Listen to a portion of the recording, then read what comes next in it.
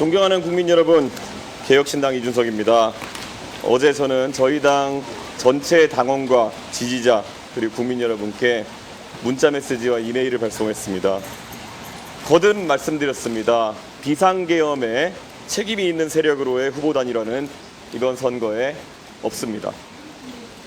저를 응원해 주시는 모든 분들께 또렷하게 응답하겠습니다. 끝까지 싸워서 이기겠습니다.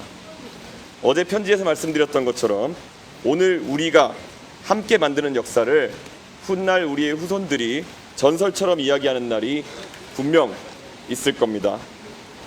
거침없이 전진합시다.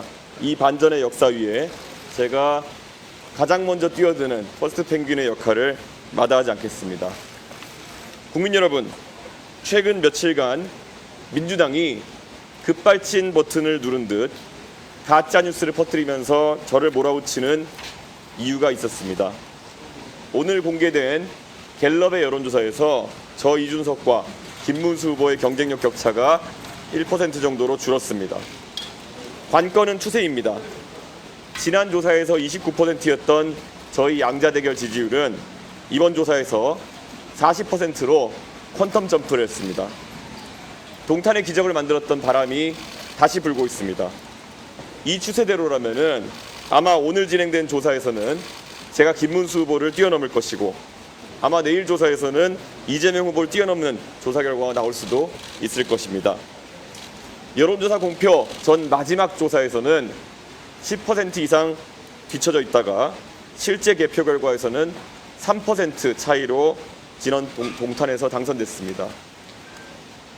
민주당은 그때의 악몽이 두려울 것입니다. 민주당에게는 악몽이지만 국민에게는 그것이 희망입니다.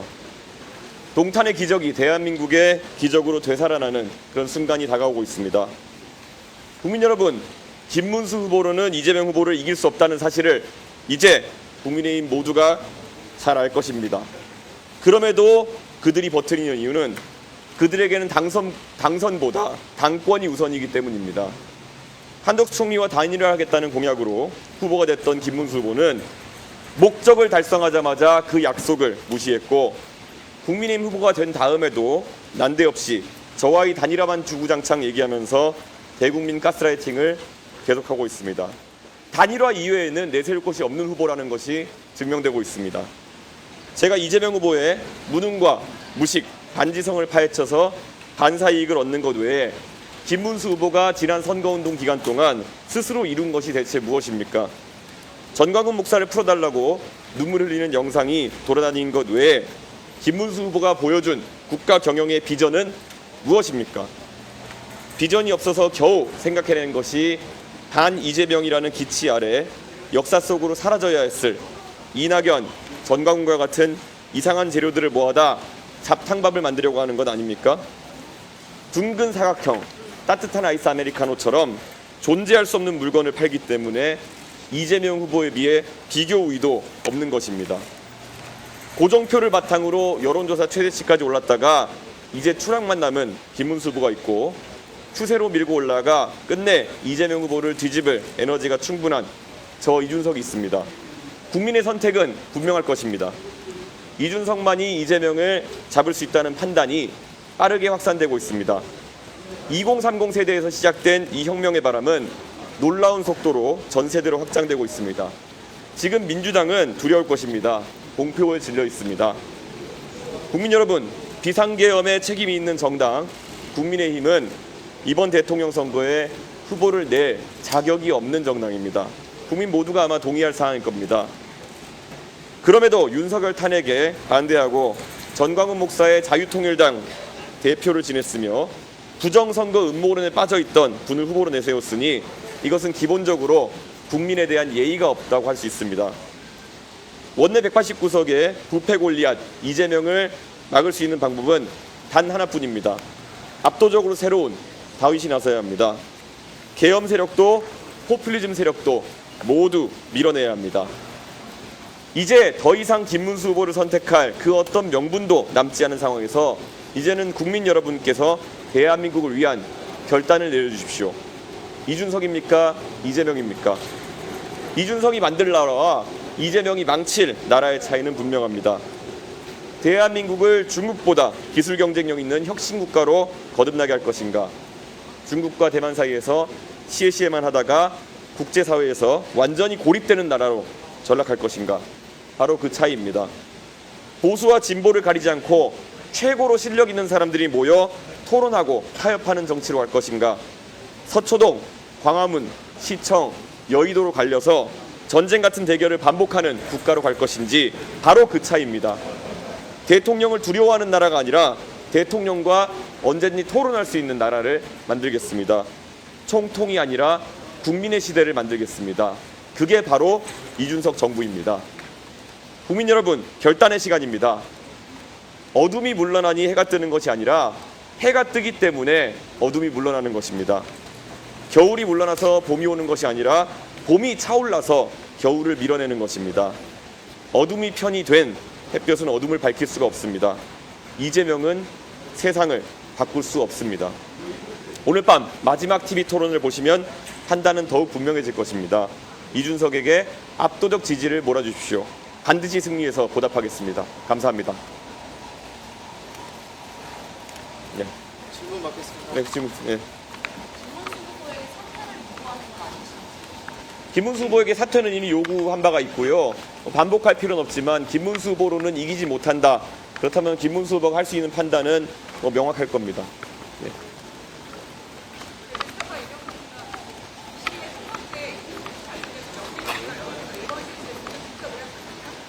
무슨 말씀하시는 거죠?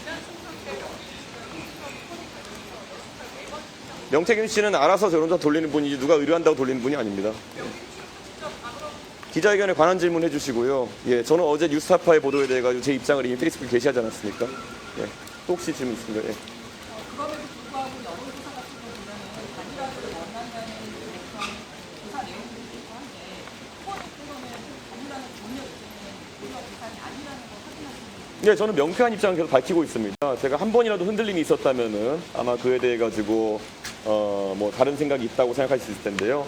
저는 한 번도 그런 단일화에 동의한 적이 없습니다. 네.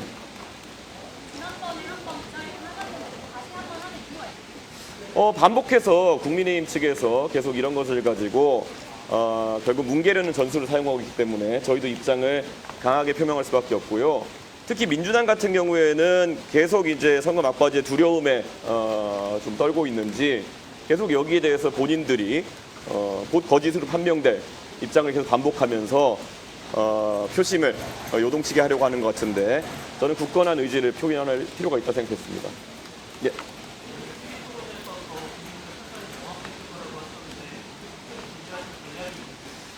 저는 외교안보 분야가 포함되어 있기 때문에 이재명 후보의 위험성을 드러낼 수 있는 부분이 굉장히 많다 이런 생각을 하고요.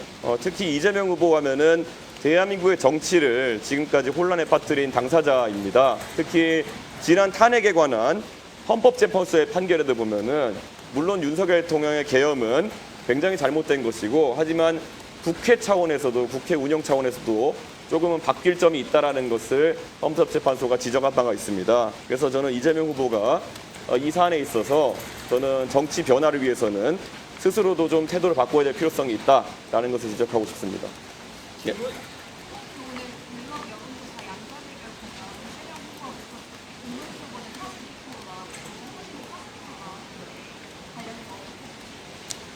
오늘 중앙일보에서 의뢰한 갤럽 조사를 보면은 결국 이재명 후보의 지지율이 어디까지 낮아지느냐 굉장히 중요하다는 것을 의미하고요.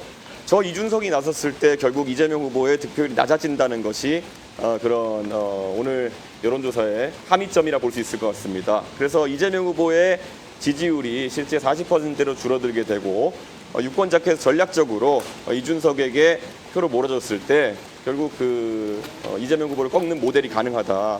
그거 외에 다른 모델이 있겠습니까? 김문수 후보를 통해서 견제하려고 했을 때는 계엄에 대해서 반대하는 유권자는 절대 이재명 후보에게서 김문수 후보로 표가 이전되지 않습니다. 하지만 선명하게 계엄에 반대했고 탄핵에도 찬성했던 이준석에게는 표가 올 수 있다는 것이 오늘 갤럽 조사의 함의이다. 이렇게 볼 수 있을 것 같습니다. 예. 혹시 김문수 후보의 사퇴를 설득하기 위해서 별도로 만든 계획이 있으세요? 예? 김문수 후보의 사퇴를 설득하기 위해 별도로 만든 뭐 제가 뭐 사퇴 요정도 아니고 뭐 제가 그것을 계속 만나가지고 김문수 후보한테 얘기한다든지 아니면은 이야기할 필요는 없다 이렇게 생각합니다. 답은 나와 있는데 답을 받아들이기 어려운 상황이 있겠죠. 그렇기 때문에 뭐 김문수 후보가 어떤 판단하는지 개인의 자유겠지만은 결국은 이재명 후보를 꺾을 수 있는 방법이 있음에도 그것을 용기 있는 판단하지 못한 것에 대한 책임은 아마 김문수 후보가 져야 될 수도 있을 것이다. 이런 말씀을 드리겠습니다. 별도 회동 계획은 없다고 생각합니다. 예, 전혀 없습니다. 예.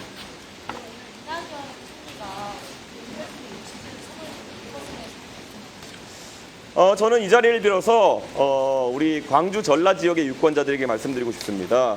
결국 지난 세월 동안에 호남에 대해 가지고 여러 정치인들이 적극적으로 호남의 정신을 실천하겠다. 그리고 호남 유권자가 바라는 바를 실현하겠다라고 해왔습니다.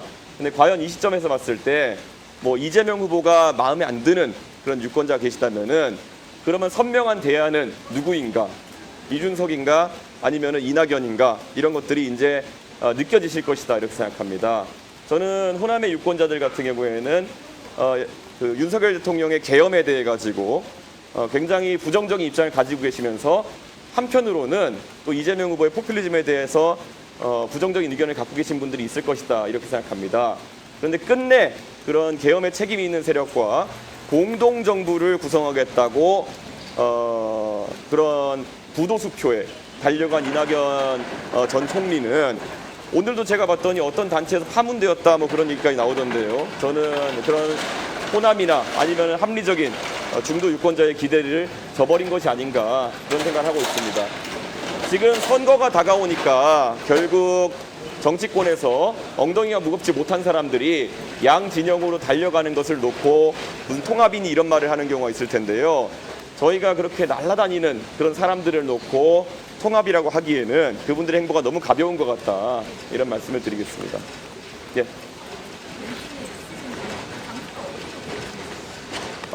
사실 사전투표에 대한 최종적인 판단은 아직 안 했지만 지금의 상황에서 저는 동탄 유권자들과 함께하고 싶다라는 생각을 하고 있습니다. 예.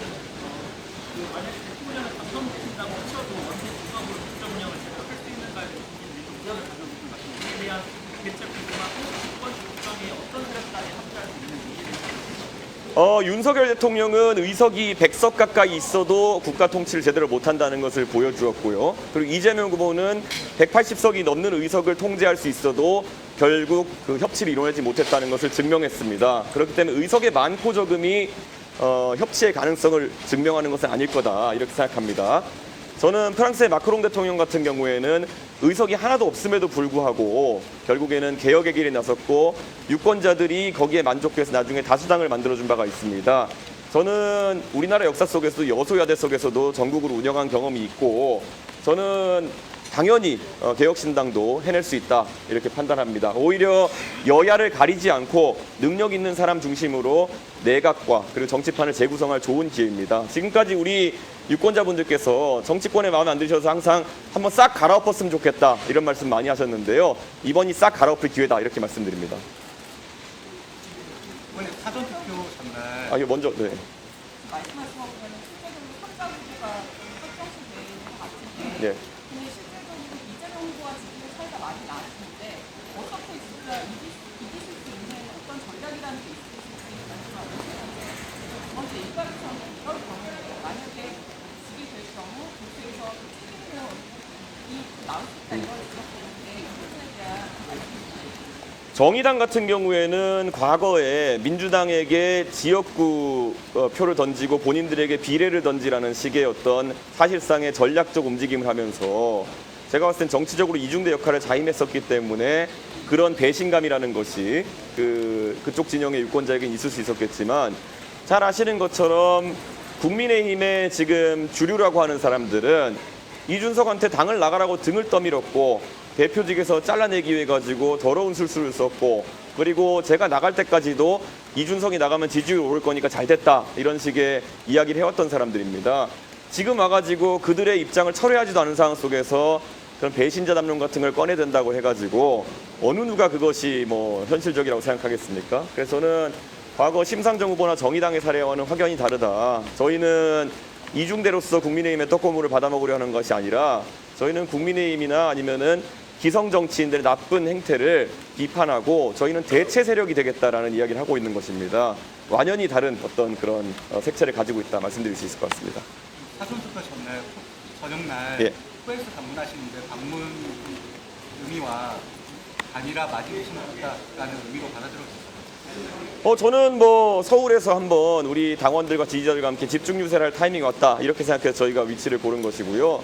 원래 광화문 관장을 검토했으나 유세차 진입 등이 어렵다는 이야기 때문에 현실적인 이유로 선택하겠고요. 저는 뭐 저희는 애초에 단일화 하겠다는 얘기를 한 적이 없기 때문에 그와 관계없이 저희 일정을 그냥 정한 것입니다. 예. 투표까지 뭐 유세 일정이나 전략 같은 저는 이번에 마지막 토론이 끝난 직후부터는 동탄에서 그랬던 것처럼 무박 유세를 선언할 계획입니다. 그렇기 때문에 정말 밤새도록 이동 중에 잠깐 휴식을 취하고 자는 정도를 제외하고는 걷고 그리고 사람과 면대면으로 인사하고 구석구석까지 대한민국 국민들 찾아뵈면서 개혁의 필요성, 정치 교체, 시대 교체 필요성을 설파할 계획입니다. 몸을 갈아넣겠습니다.